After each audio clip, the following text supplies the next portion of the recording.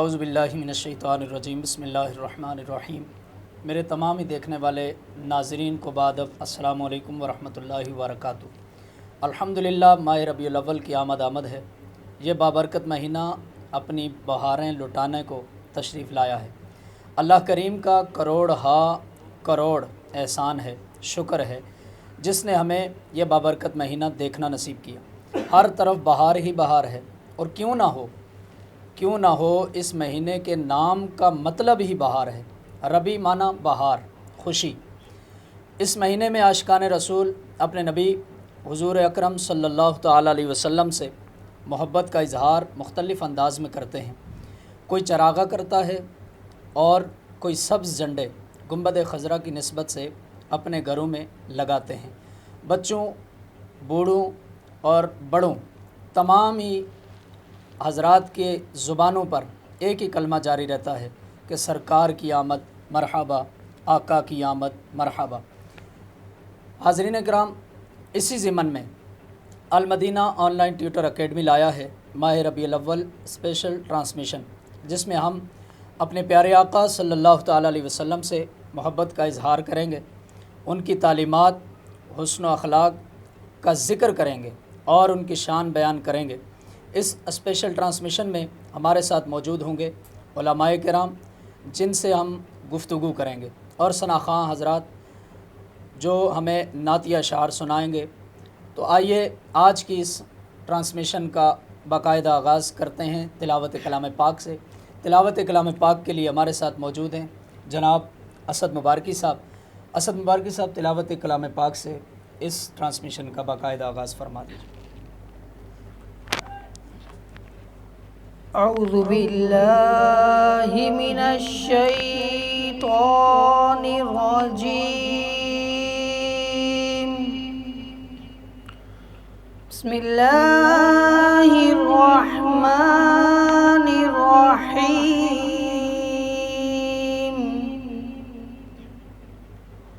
قل اعوذ برب الناس،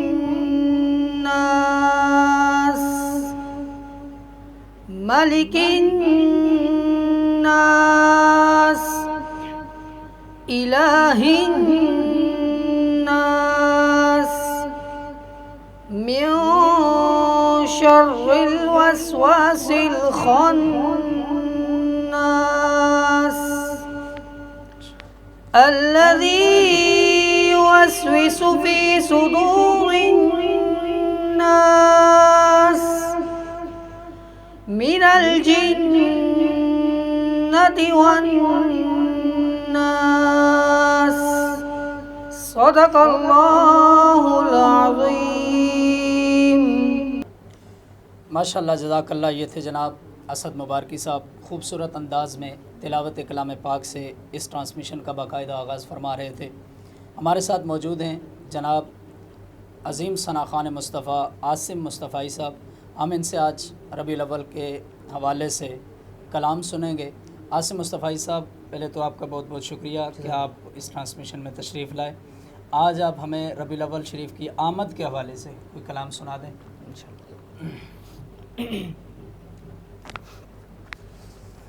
صلی اللہ علیہ یا رسول اللہ، وسلم علیک یا حبیب اللہ۔ اس کی آمد ہے یہ کیسی چمن آرائی ہے، ہر طرف پھول مہکتے ہیں، بہار آئی ہے، اور عطر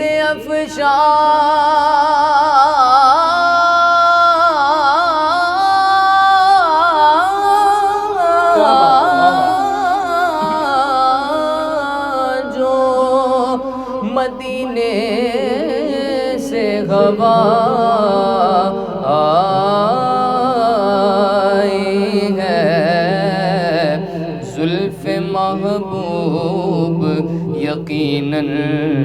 کہیں لہرائی ہے زلف محبوب یقیناً کہیں لہرائی ہے صلی اللہ علیہ یا رسول اللہ وسلم علیک یا حبیب اللہ۔ مشہور زمانہ کلام آپ کی سماعت کی نظر کرتا ہوں۔ سبحان اللہ۔ یہ کس شہنشاہ والا کی آمد آمد ہے، یہ کس شہنشاہ والا کی آمد آمد ہے، یہ کون سے شاہ والا کی آمد آمد ہے، یہ کون سے شاہ والا کی آمد آمد ہے، بولو مرحبا بولو مرحبا بولو مرحبا بولو مرحبا، یہ کون سے شاہ والا کی آمد آمد ہے، بولو مرحبا بولو مرحبا بولو مرحبا بولو مرحبا۔ یہ آج تارے زمین کی طرف ہے کیوں مائل، یہ آج تارے زمین کی طرف ہے کیوں مائل، یہ آسمان سے پیغام ہے نور کیوں نازل، یہ کس شہنشاہ والا کی آمد آمد ہے، یہ کون سے شاہ والا کی آمد آمد ہے، بولو مرحبا بولو مرحبا بولو مرحبا بولو مرحبا۔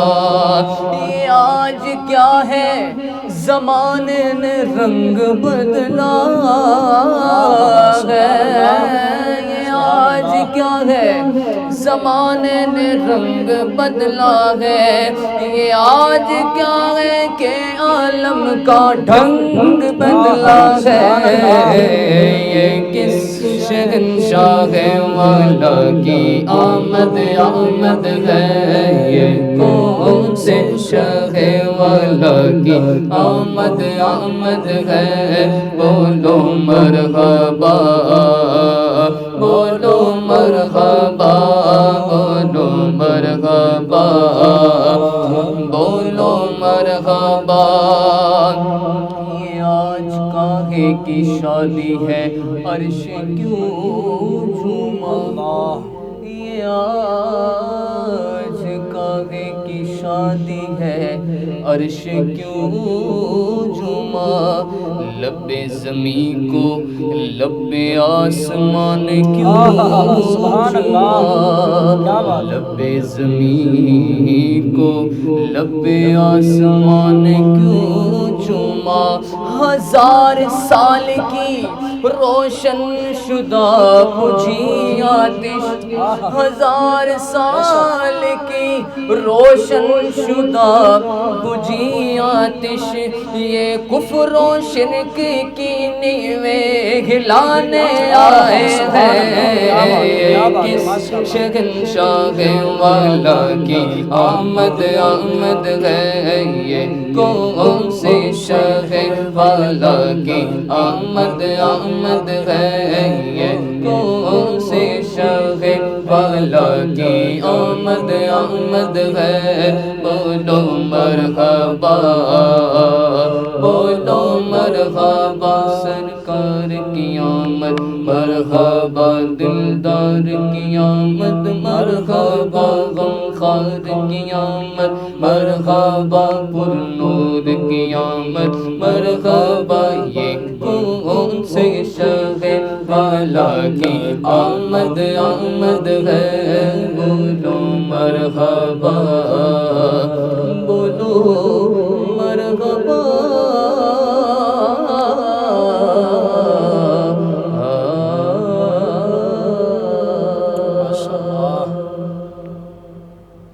ماشاءاللہ جزاک اللہ. یہ تھے جناب عاصم مصطفی صاحب، خوبصورت انداز میں گلائے عقیدت کا نذرانہ پیش فرما رہے تھے. ہمارے ساتھ آج موجود ہیں عالم دین جناب حضرت علامہ مولانا مفتی ناصر مدنی صاحب حفظہ اللہ. آج ہم ان سے ربیع الاول شریف کے اس موقع پر کچھ سوالات کریں گے. حضرت پہلے تو آپ کا بہت بہت شکریہ کہ آپ ہماری اس ٹرانسمیشن میں تشریف لائے. سوال آپ سے یہ ہے کہ بطور امتی نبی رحمت صلی اللہ تعالیٰ علیہ وسلم کے ہم پر کیا حقوق ہیں؟ اس پر ذرا روشنی ڈال دیجیے، ہمارے ناظرین کو بھی سمجھا دیجیے. الحمدللہ رب العالمین والصلاة والسلام علی سید الانبیاء والمرسلین، اما بعد فاعوذ باللہ من الشیطان الرجیم، بسم اللہ الرحمن الرحیم. الصلاة والسلام علیک یا رسول اللہ وعلی آلک وصحابک یا حبیب اللہ. الصلاة والسلام علیک یا نبی اللہ وعلی آلک وصحابک یا نور اللہ. جزاکم اللہ خیرہ آپ کا اور آپ کی ٹیم کا کہ الحمدللہ آپ نے مجھے مدعو کیا، اور آپ کی تو میں کثر نفسی ہی سمجھوں گا کہ آپ نے ماشاءاللہ اتنے ہلکا باز سے بھی نواز دیا، اور اپنے حوالے سے خوشی ہی سمجھوں گا کہ الحمدللہ محبوب کریم صلی اللہ علیہ وسلم کی ولادت کا مہینہ، اور پھر اس سے بڑھ کر یہ کہ یہ وہ مہینہ کہ جس میں رب بھی خوش ہے اور کائنات کا ہر ذرہ بھی خوش ہے. سبحان اللہ. تو یہ حقیقت ہی ہے. بے شک. اور دوسرے لفظوں میں اگر بولا جائے، مزید اگر کلام اس پہ کیا جائے تو بندہ لمبی گفتگو کر سکتا ہے، لیکن مختصراً جیسے آپ نے جملہ بولا کہ بطور امتی نبی رحمت صلی اللہ علیہ وسلم کے ہم پر کیا حقوق ہیں، میں اپنے سوال کی طرف ہی اپنے وقت کو دیکھتے ہوئے آؤں گا. تو اگر اس سوال کو بیسیکلی سمجھا جائے تو یہ اپنے اندر بہت سارے معنی پنہا کرتا ہے. صحیح. اور اس کے اگر ڈیپلی طور پہ دیکھا جائے، مختصراً اگر میں بولوں، ہمارے ہاں عموماً ایک جملہ ہوتا ہے، تیرا کیا حق ہے، یا اس کا حق تھا، یہ عموماً جملے بولے جاتے ہیں. جیسے مثال کوئی غلطی کر لیتا ہے تو کوئی اس کو سمجھاتا ہے تو بولتے ہیں یار اس کا حق تھا کہ اس کو سمجھانا چاہیے. لیکن اگر کوئی غلطی کرتا ہے اور بلا وجہ ہٹ دھرمی کرتا ہے تو بولتے ہیں یار تیرا کیا حق ہے. تو یہ وہ حقوق والے جو جملے ہیں نا، یہ کامن ہیں اور ہمارے عوام میں بھی مستعمل ہیں، اور اکثر اس پہ ہماری جرح و تعدیل اکثر ہوتی رہتی ہے. کسی نہ کسی بات پہ ہم اس بات پہ آ جاتے ہیں حق کیا ہے بھائی. تو ہم اگر اس بیسک بات کو سمجھیں تو اللہ کریم کے ہم پر حق ہیں اور ہمارے اللہ کریم پہ بھی حق ہیں. اسی طرح نبی رحمت صلی اللہ علیہ وسلم کے ہم پر حقوق ہیں اور ہمارے نبی رحمت صلی اللہ علیہ وسلم پہ حقوق ہیں. ہم اکثر بولتے ہیں کہ یار نبی رحمت صلی اللہ علیہ وسلم ہمیں بخشوائیں گے کیونکہ نبی پہ حق ہے کہ وہ اپنی امت کو بخشوائے. یہ جملہ بولتے ہیں. ہم بولتے ہیں کہ بھی نبی پاک علیہ الصلوۃ والسلام ہمارے لیے یہ کر دیں گے، وہ کر دیں گے. یہ سارے جملے ہم اکثر بولتے ہیں اور ہم بڑے وثوق کے ساتھ کہہ رہے ہوتے ہیں بھئی میں جنتی ہوں. وجہ کیا ہے کہ ہم نبی پاک علیہ الصلوۃ والسلام کے امتی ہیں اور نبی پر حق ہوتا ہے امتی کا کہ اس کو جنت میں لے کے جائے. تو یہ تو سوال چلتا ہے، لیکن یہ سوال گردش نہیں کرتا کہ نبی پاک کے ہم پر کیا حقوق ہیں. اگر اس کی بیسک پوائنٹ پہ غور کیا جائے تو حقیقت یہ ہے، جس طرح ہم کہتے ہیں کہ نماز پڑھنا فرض ہے، روزہ رکھنا فرض ہے، عبادات کرنا فرض ہے، حج ادا کرنا فرض ہے، تو اس کے ہم مخصوص کنڈیشن بناتے ہیں. ہم ان مخصوص فرائض پر ایک اپنا تکیہ بنا کے بیٹھ جاتے ہیں، یہ کر لیا ہم کامیاب ہو گئے. حالانکہ ایسا نہیں ہے. اگر حقیقت پہ غور کیا جائے تو عبد الغنی نابلوسی رحمۃ اللہ تعالی علیہ الحدیقۃ الندیہ میں بیان فرمایا کہ بنی الاسلام علی خمس، شہادت اللہ الہ الا اللہ، اقام الصلاۃ و ایتاء الزکوٰۃ و صوم رمضان و حج البیت من استطاع الیہ سبیلا. اس پہ گفتگو کرتے ہیں. تو اس کے علاوہ ہم لوگ یہ بھی بولتے ہیں کہ بھی یہ اللہ کے حقوق ہیں، یہ فلاں کے حقوق ہیں. تو اب ہم بنیادی طور پہ آتے ہیں، اللہ تبارک و تعالیٰ نے بیسیکلی جو نبی پر حقوق رکھے کہ وہ امتی کو واعظ و نصیحت کرے، امتی کو سکھائے، تربیت کرے. اسی طرح نبی کے امت پر بھی حقوق رکھے. اب وہ حقوق کیا ہیں، اس کو اگر ہم ڈیپلی دیکھیں، ہم بولتے ہیں کہ یار یہ کہاں سے باتیں آ گئیں. تو یہ کہاں سے نہیں آئی. ہم اگر حقیقتاً صحابہ اور تابعین اور تبع تابعین کا دامن پکڑ لیں، جس کو میرے محبوب نے فرمایا کہ بہترین خیر قرنی، بہترین جو زمانہ ہے وہ میرا زمانہ ہے، ثم الذین یلونہ، پھر اس کے بعد جو ملے ہوئے ہیں، ثم الذین یلونہ، پھر اس کے بعد جو ملے ہوئے ہیں. تو میرے محبوب نے خود ہی فرما دیا سب سے افضل زمانہ میرا، بے شک میرے بعد صحابہ کا، صحابہ کے بعد تابعین کا، تو ہم انہی سے رہنمائی لے لیں بے شک کہ اسی طرح ہم اگر ان سے رہنمائی لیتے ہیں کہ کیا واقعی ہمارے اگر نبی پر حقوق ہیں تو نبی کے بھی ہم پہ حقوق ہیں یا نہیں ہیں. بالکل ایسا ہی ہے. تو قاضی ایاز رحمۃ اللہ تعالی علیہ، کون نہیں جانتا ان کو، بے شک اور شفا شریف انہوں نے لکھی، بے شک شفا شریف میں ہی انہوں نے جو فصلیں باندھی ہیں صحیح اس میں جو تیسری فصل ہے صحیح اس میں آپ نے بیان فرمایا کہ نبی رحمت کے ہم پہ حقوق ہیں، صحیح اور ان کو بیان کیا آپ نے. ٹھیک. اچھا یہ وہ حقوق ہیں جو فرض کا درجہ رکھتے ہیں. اچھا یہ ہم سوچ رہے ہوتے ہیں کہ یار یہ کہاں سے آ گیا، نہیں بلکہ واقعتاً یہ وہ حقوق ہیں جو فرض کا درجہ رکھتے ہیں. صحیح میں مختصراً اگر ان کو بیان کروں، ہم کہتے ہیں ایمان بالرسول، یہ ایک پہلا حق ہے. صحیح اس کے بعد تعظیم رسول، صحیح اس کے بعد محبت رسول، صحیح اس کے بعد ادب رسول، صحیح اس کے بعد تکریم رسول، صحیح اس کے بعد عشق رسول، ماشاءاللہ اور پھر جس کو ہم بولتے ہیں لاسٹ میں فنا فی الرسول. ہاں اور یہ وہ انتہا ہوتی ہے جس میں بندہ بالکل فنا ہو جاتا ہے. بالکل ایسا ہی ہے. اب ہم ان ساری بات کو پہلے میں ایک ہی ٹاپک کو آج لوں گا انشاءاللہ، اللہ نے وقت عطا فرمایا تو لمبی انشاءاللہ، گفتگو کریں گے. اتباع رسول، صحیح اور اس کے بعد نبی رحمت کی سنت پہ عمل، یا آپ کی گفتگو جو ہے اس گفتگو پر ایز اٹ عمل کر لینا صحیح کہ اللہ کریم نے جو فرمایا اور نبی کریم نے جو ہم تک پہنچایا صحیح. اس کو ایز اٹ مان لینا. اس پر اگر میں ایک اپنی آیت کریمہ جو کہ اللہ کریم نے قرآن پاک میں ذکر فرمائی وہ اپنے موضوع سے ریلیٹ کروں تو اللہ فرماتا ہے فلا و ربک لا یؤمنون صحیح حتی یحکموک فیما شجر بینہم. صحیح اس کے بعد فرمایا ثم لا یجدوا فی انفسہم صحیح حرجا مما قضیت ویسلموا. صحیح اب یہ جو جملہ ہے اللہ فرماتا ہے لا یؤمنون، فرمایا کہ وہ ایمان والے ہی نہیں ہو نہیں سکتے ہے، صحیح. حتی یحکموک، یہاں تک کہ وہ لوگ حاکم بنائیں.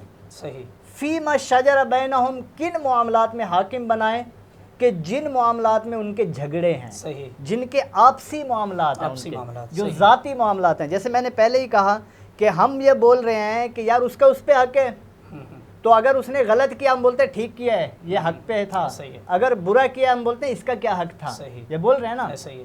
تو اللہ کریم نے فرمایا مما قضیتا، صحیح پھر اس کے بعد فرمایا کہ یہی بات کو ہم لیتے ہیں فیما شجر بینہم، صحیح. جو ان کے معاملات ہیں انہی معاملات میں اگر جھگڑے ہو جاتے ہیں تو پھر وہ کیا کریں گے کہ ثم لا یجدوا فی انفسہم حرجا. اب اس بات پہ اللہ نے فرمایا کہ جب آپ کی بارگاہ میں آ جائیں فیصلہ کروانے صحیح تو اپنے اندر کوئی حرج نہ پائیں مما قضیت، جو آپ نے فیصلہ کر دیا. صحیح یعنی کہ نبی رحمت نے جو فیصلہ کیا وہی اعظم اور اکمل فیصلہ ہے، بے شک اور وہ یسلم تسلیما. اور اس کو یہ نہیں کہ رب کریم نے فرمایا کہ فقط فیصلہ کر لیا اب دل میں نہیں ڈالیں گے ہم بھائی کوئی بات نہیں، حرج نہیں آ رہا میرے دل میں. لیکن اس کے بعد اللہ کریم نے ایک اور قید لگائی، فرمایا وہ یسلم تسلیما، فیصلہ نہیں کرنا، سر تسلیم خم کر دینا ہے، سبحان اللہ فقط فیصلہ نہیں کرنا. یہ آیت کا پس منظر پہ جاتے ہیں. سبحان اللہ. حضرت زبیر رضی اللہ تعالیٰ عنہ نبی پاک علیہ الصلوۃ والسلام کے پھوپھی زاد بھائی، بے شک. پہاڑی ہے اوپر گھر ہے، صحیح حضرت زبیر کا اوپر گھر ہے. اب آپ کا گھر اوپر ہے اور ایک شخص منافق کا گھر نیچے ہے صحیح. اس سے. اب جب بارش آتی ہے تو پہلے پہاڑی پہ آئے گی اور حضرت زبیر کے گھر پہنچے گی، صحیح پھر اس کے بعد نیچے آئے گی. صحیح اب یہ معاملہ ڈسکس ہو رہا ہے. حضرت زبیر رضی اللہ تعالیٰ عنہ یہ اصولی طور پہ ہے کہ آپ پانی آ رہا ہے تو پہلے آپ جمع کریں گے اپنی ضرورت کا، صحیح. پھر چھوڑیں گے تاکہ اگلے کو بھی پہنچے. صحیح. تو یہ سلسلہ چلا. تو حضرت زبیر نے اپنی ضرورت کا پانی جمع کیا، صحیح پانی جمع کرنے کے بعد باقی پانی چھوڑ دیا تاکہ نیچے والوں تک پہنچ پہنچے. جائے. صحیح المختصر یہ کہ اس بندے کو تکلیف ہوئی، تکلیف ہوئی. دل میں وہ اصل میں تو حقیقت میں کچھ اور تھا، اتباع رسول تو تھی نہیں، منافق اس بندے کو تکلیف تھی، منافقت تھی. تو اب اس بندے نے کیا کیا، نبی پاک کی بارگاہ میں پہنچا اور کہا کہ یا رسول اللہ حضرت زبیر نے ایسے کر دیا. میرے آقا نے فرمایا زبیر کو لے کے آؤ. صحیح. اب اس سے ریلیٹ دو چار حدیثیں اگر آپ کو سناؤں گا نا تو آپ کہیں گے یار یہ تو واقعتاً اگر ہم نے پس منظر دیکھا اور آیت دیکھی تو ہم بولیں گے یار یہ روایات ہم سنتے ہیں لیکن حقیقت کیا ہے، اس کی آیات سے کیسے ریلیٹ ہو رہی ہیں یہ آیتیں، یا یہ احادیث جو ہیں احادیث آیات سے ریلیٹ ہو رہی ہیں کیسے. صحیح. ہم اس کے اگر پس منظر پہ غور کریں تو پھر کیا ہوا، وہ شخص آیا اور آ کے کہنے لگا زبیر نے ایسا کر دیا. میرے آقا نے زبیر کو بلایا اور آپ کا بڑا پیارا انداز تھا, میٹھا انداز. میرے مصطفیٰ کے انداز جیسا کسی کا انداز ہی نہیں ہے, نہیں ہو سکتا. آپ جیسا کوئی طریقہ ہی نہیں ہے کہ کسی نے ایجاد کیا اور وہ کامیابی مل جائے. المختصر یہ ہے کہ وہ شخص, نبی پاک نے فرمایا اے زبیر کیا کیا؟ تو عرض کیا یا رسول اللہ پانی آیا, میں نے روکا, باقی چھوڑ دیا. میرے آقا نے فرمایا ٹھیک کیا. اب اس منافق کے دل میں کجی پھر بھی تھی, تو یہ کجی لے کر حضرت سیدنا صدیق اکبر کی بارگاہ میں گیا. تو یہ وہ روایت, اب آپ پس منظر پہ غور کریں. صدیق اکبر کی بارگاہ میں گیا, کہا کہ حضور اس طرح کا معاملہ ہے. تو میرے آقا صدیق اکبر دل کے تو غیب دان, واقعی آپ بھی غیب دان تھے اور میرے آقا بھی غیب دان, کیونکہ آپ کے صدقے سب مل رہا تھا. تو میرے آقا صدیق اکبر نے بھی وہی فیصلہ کیا جو میرے مصطفیٰ نے کیا. سبحان اللہ, کیا بات ہے. اس کے دل میں پھر بھی آرام نہ آیا, وہ مروڑ چل رہی تھی. میرے رب نے اسی لیے فرمایا لا یجدو فی انفسہم حرجا, اپنے دل میں حرج نہ ڈالو. یہ حرج لے کے بیٹھ رہا تھا. اب یہی شخص سیدنا صدیق فاروق اعظم کی بارگاہ میں پہنچا.